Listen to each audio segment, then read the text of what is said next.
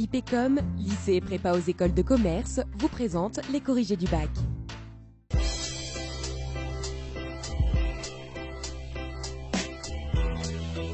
Alors, le sujet de dissertation, dans quelle mesure la mise en scène renforce-t-elle l'émotion que suscite le texte théâtral, portait donc sur la mise en scène et entrait parfaitement dans le cadre de l'objet d'étude de première qui est le texte théâtral et sa représentation.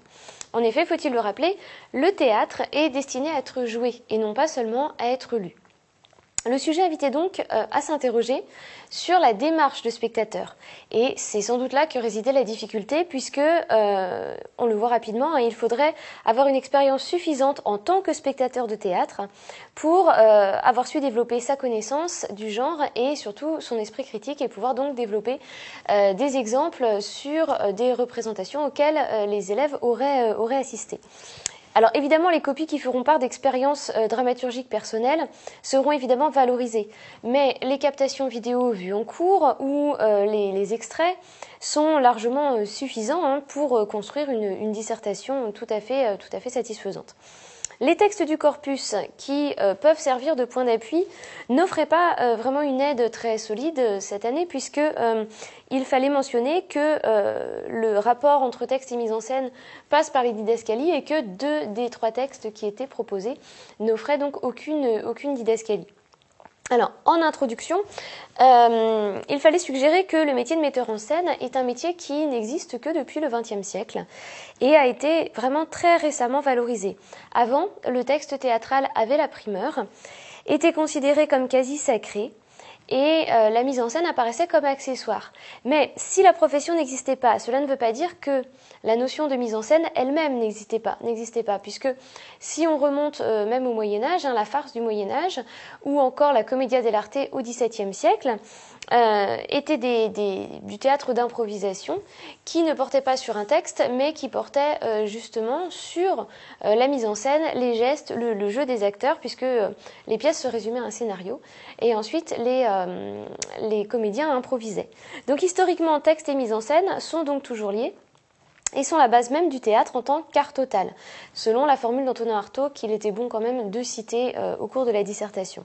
Donc le sujet invitait à s'interroger sur les rapports qu'entretiennent texte et mise en scène, et plus précisément sur la manière dont la mise en scène renforce l'émotion que suscite le texte, c'est-à-dire, pour reformuler la problématique, comment la réalisation de la pièce dans l'espace scénique donne-t-elle un sens nouveau au texte? En quoi constitue-t-elle son expression pleine et entière finalement? On pouvait aussi citer Vitesse qui disait « Une mise en scène n'est jamais neutre, toujours il s'agit d'un choix ». Donc la question telle qu'elle était posée ne permettait pas un plan dialectique. On ne pouvait pas faire thèse, antithèse, synthèse. Évidemment, il n'y avait rien à opposer au sujet, mais offrait par contre plusieurs possibilités de plans thématiques. Une possibilité de première partie serait donc de se consacrer aux moyens de la mise en scène pour renforcer l'émotion du texte, c'est-à-dire tout d'abord les costumes et le maquillage, puisque contrairement aux idées reçues, il ne s'agit pas d'une convention. L'adaptation des costumes en fonction de l'époque ou en cherchant à créer volontairement un anachronisme est essentielle. Alors on pouvait citer par exemple la mise en scène de L'île des esclaves de Marivaux par Irina Brooke, dans laquelle les personnages sont maquillés de manière caricaturale, faisant penser au modèle clownesque, ou encore à l'importance de la couleur rouge dans une mise en scène de Phèdre par Jean-Louis Barrault, dans laquelle cette couleur faisait ressortir le côté passionné du personnage de Phèdre. Deuxième sous-partie, les décors, évidemment, puisque soit ils sont spécifiés par la didascalie initiale, soit, finalement, ils sont de l'ordre de la liberté du metteur en scène. Et cette prise en compte va souvent au-delà même du message de l'auteur. On peut penser par exemple à la mise en scène d'Antigone d'Anouilh par Nicolas Briançon, avec un décor très contemporain, un décor froid, avec des portes vitrées par exemple, qui font penser à l'ouverture d'un centre commercial, et puis le rôle symbolique de La Fontaine. Et puis enfin, toujours dans cette première partie, le jeu des acteurs, évidemment, les déplacements, les gestes. On se souvient par exemple que Samuel Beckett réalisait des didascalies tellement précises qu'il mentionnait dans son texte même le nombre de pas que devaient faire ces acteurs. Donc évidemment, les mises en scène de fin de partie qui ont suivi tiennent compte de ces didascalies très précises. Deuxième partie, les interactions entre texte et mise en scène. Le sujet ne précisait pas une émotion particulière et donc il fallait penser à bien évoquer les différentes émotions que peuvent susciter le texte et la mise en scène. D'abord le comique, le rôle du comique, puisque certains effets de mise en scène ont pour but de renforcer le comique. On peut penser à Harpagon, poursuivi par ses créanciers dans l'Avare de Molière. Dans la mise en scène de Ludovic Lagarde par exemple, mais aussi aux nombreuses scènes de farce qui reposent sur des coups de bâton, des courses-poursuites et qui donnent à voir vraiment visuellement le comique et le quiproquo. Deuxième sous-partie, les pièces pouvaient aussi donc susciter par le biais de la mise en scène la tristesse et la pitié.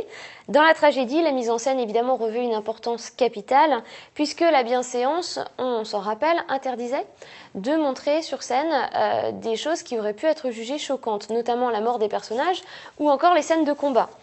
D'où, par exemple, dans la mise en scène du Cid de Corneille par Jean Vilar, l'importance du rôle de l'épée qui va devenir objet symbolique.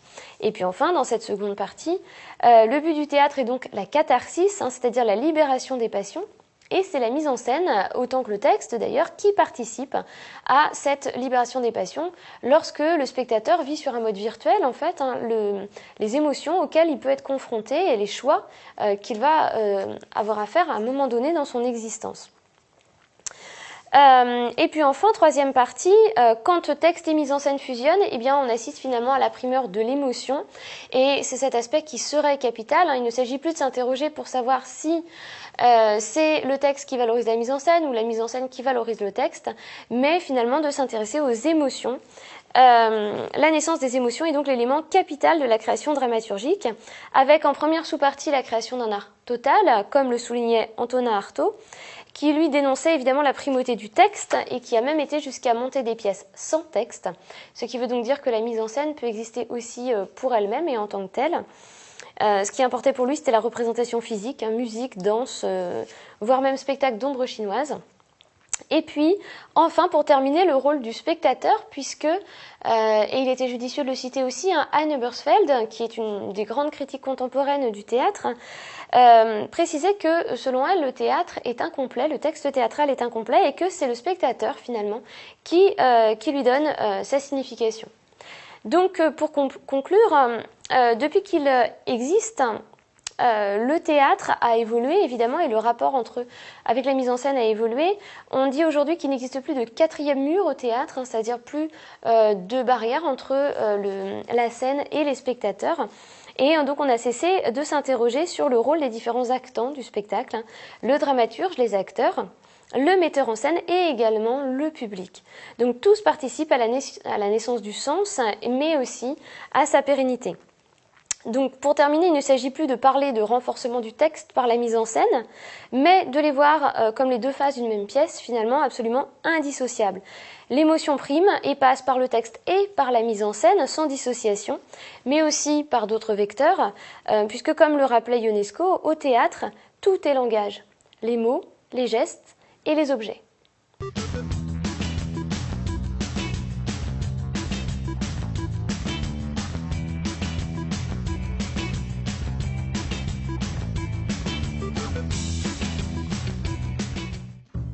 IPCOM, lycée et prépa aux écoles de commerce, vous a présenté les corrigés du bac.